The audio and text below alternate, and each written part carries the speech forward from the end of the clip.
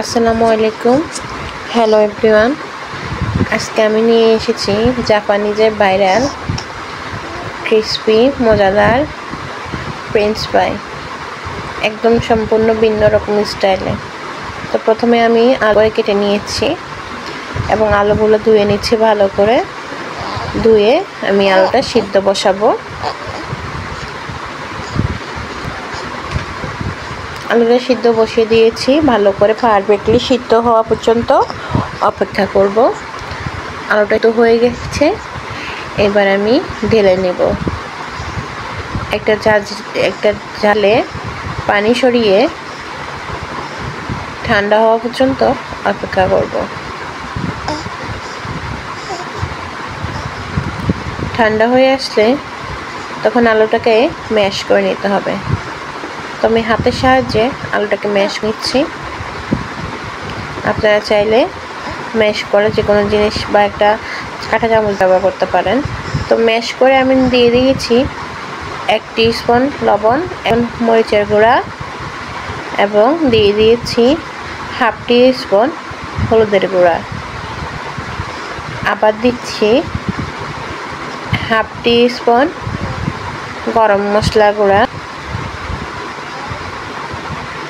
এবার সবগুলো উপকরণ দিয়ে ভালো করে হাত দিয়ে মাখিয়ে নেব। দিয়ে দিয়েছি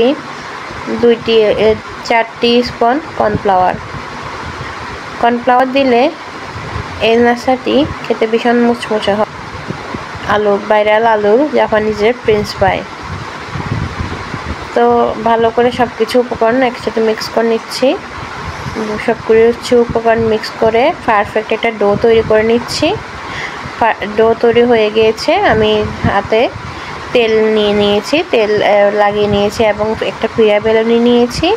পিড়া বেলুনিতেও সেম তেল লাগিয়ে নিয়েছি। এখন হাত দিয়ে একটু প্রেস করে আমি ডোটাকে বেলে নেব।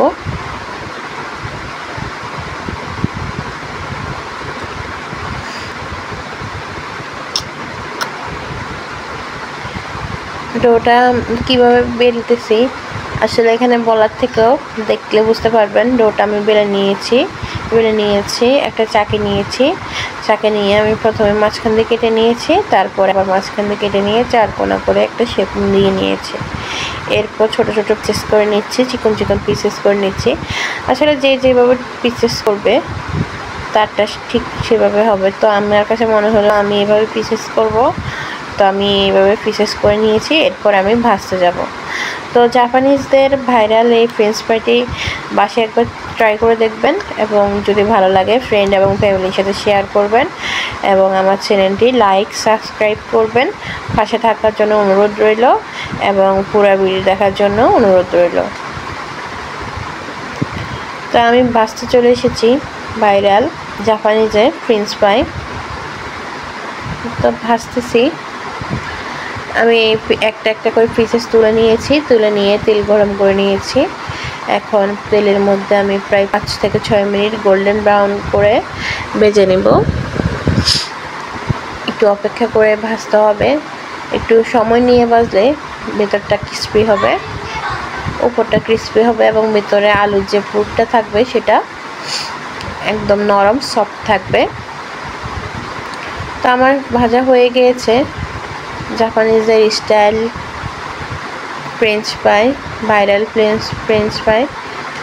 একবার খেয়ে বাসায় রেডি করে দেখবেন। বাচ্চারা থেকে সবাই